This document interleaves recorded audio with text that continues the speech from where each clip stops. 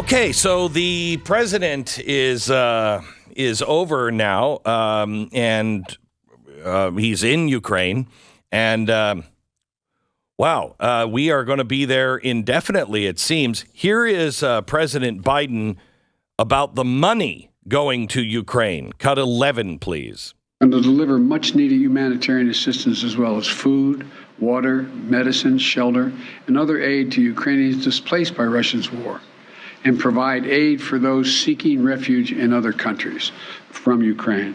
It's also going to help schools and hospitals open. It's going to allow pensions and social support to be paid to the Ukrainian people so they have something in their pocket. Wait, what? It's also going to provide critical resources to address food shortages around the globe. Okay, so wait. So we're sending, what, money for food shortages all around the world. We're also paying Ukraine's pensions. Social Security is on the ropes here, and we're now paying the Ukrainian pension fund. Did you approve this? Because I didn't. Have we even discussed this? This is the first time I've heard it. That's my money and your money, our country, our children's lives at stake here. And nobody seems to be talking about it at all. Doesn't matter. When you listen to what they said over the weekend, this is the foreign minister from Ukraine. What is victory? Cut 1. But for us, there is a short notion of victory, and that's full restoration of Ukraine's territorial integrity. Okay, not going to happen. And there is a long Crimea. victory, which includes compensations for the damage inflicted, accountability for perpetrators of crimes, and most importantly, Russia must change. Okay, may I just say, we are repeating to the letter World War I. The elites, the Fabian socialists, got together with all of the big socialists in the West, and they all got together and said, you know, if we kind of push this along, it'll be a quick war, and we'll be able to collapse all of the old regimes, and we'll be great, and we'll have this new utopian world. So what happened? Well, it wasn't quick. It killed millions, changed the history of Europe. It did collapse some of the old empires, if that's what you were excited about, but at what cost? And then at the end, what did they do?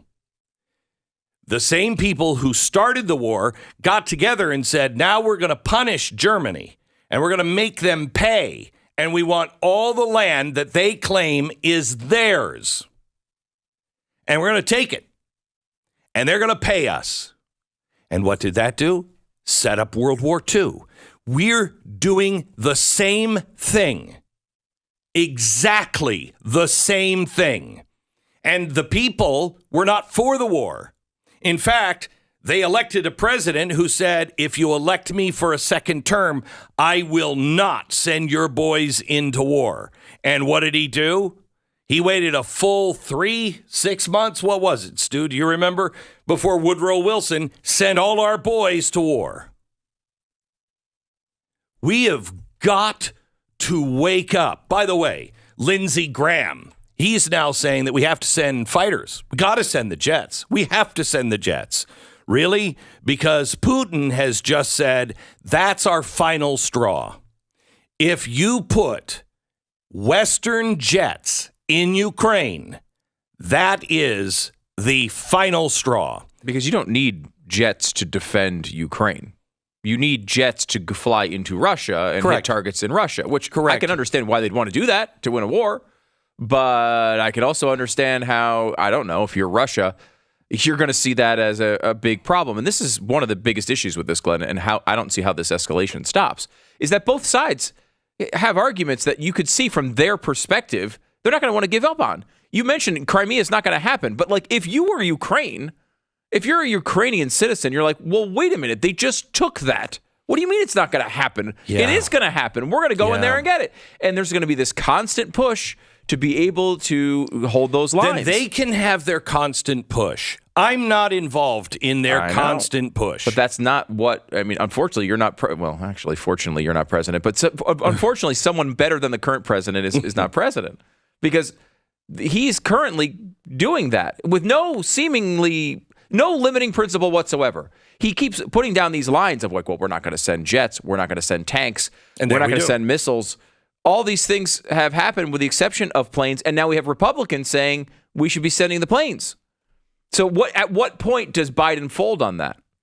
Well, I don't know, because during this global security conference in Munich, the Chinese are talking now about giving weapons and ammunition to Russia. And the United States came out over the weekend and said, they better not do that. Excuse me? You better not do that.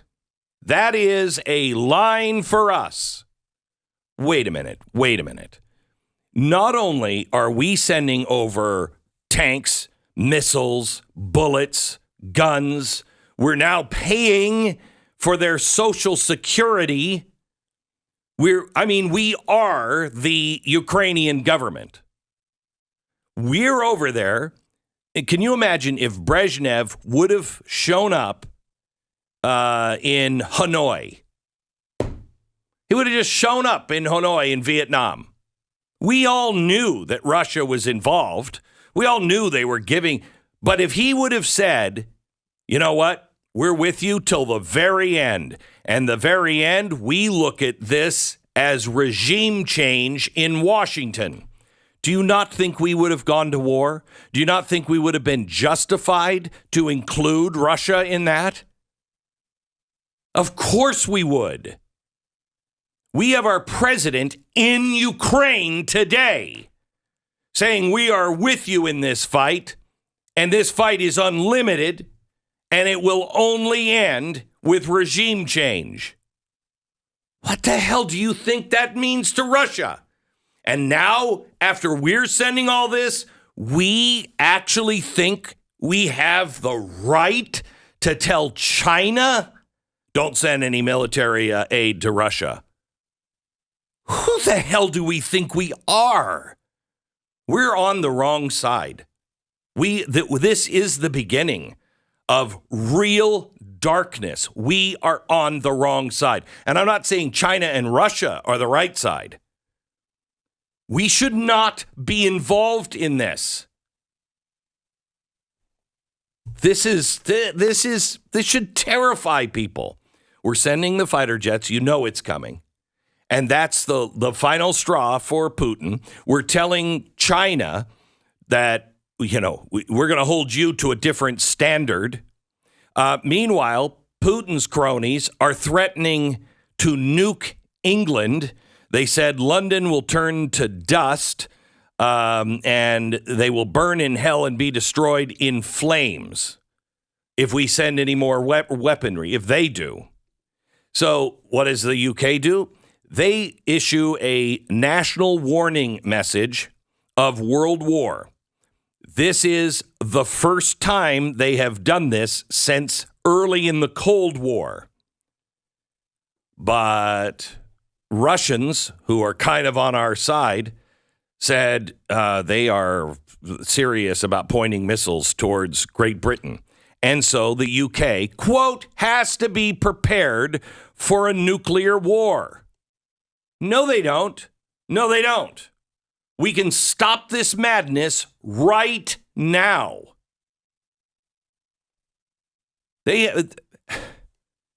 I am not for Russia or Putin, but I am for this insanity to stop. I don't know, other than what I have told you long ago would happen. These progressives do the same thing. They take it up to a certain point, and right at the moment of collapse, soon as there's no trust, what do? They have to have a war to be able to justify all of the massive changes that they're going to make to society. Because by the other side of the war, you won't really even care if you get your freedoms back. You just want the bloodshed to stop. That's their theories. And these people are going to do it. These people are crazy enough to do it. I mean, we don't even know who blew up the pipeline. Who blew it up? If it wasn't us, who was it? I mean, the Western detectives went in. What was it? Sweden, Norway? They went in. They said it wasn't Russia. Germans said it wasn't Russia. So who was it? China? India? Iran? There are only about 5 countries that can do it. And on the list of 5, only 2 of them are Axis. Only Russia and China. Explain that. So was it England that did it? And we didn't know anything about it? Who did it? Who did it? And why would you do it? These questions have got to be answered right now. We are marching toward war. And I've never lived in a period of time ever where I have seen my country so detached from the people in the country. And they are just leading us into places none of us want to go. Did you want an oil crisis? Or did you want to remain, the biggest producer of oil and have our gas prices low? Were you for that? Were you for that? Are you for this gas stove thing? No matter what they say, that is true.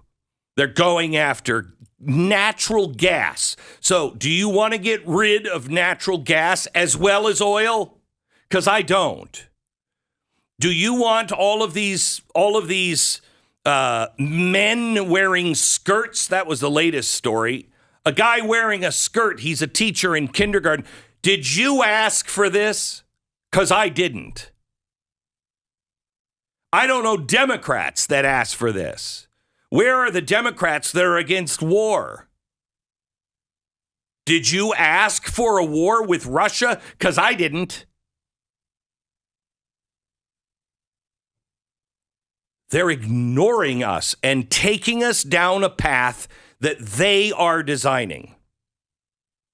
And we have got to stand up. You've got to call every congressman and every senator and say, the hell I will. I am not sending my child to war. And I want you to stop sending my money to Ukraine. Oh, well, then we'll just empower Putin. You know what? Putin's really smart. Really smart. He may be crazy. He's definitely a killer, cold-blooded killer. But he's lasted this long. He seems to have, less syphilis than the last mad dictator that tried to take over the world. I don't want to give him any help. But I also don't think World War III will end well. If you enjoyed this video, hit like and subscribe to our channel so you'll be sure to see similar videos from BlazeTV with the added bonus of signaling YouTube that your voice and opinion still matters. And if you're looking for more great conservative content, check out one of the 2 videos suggested here. And let's go, Brandon.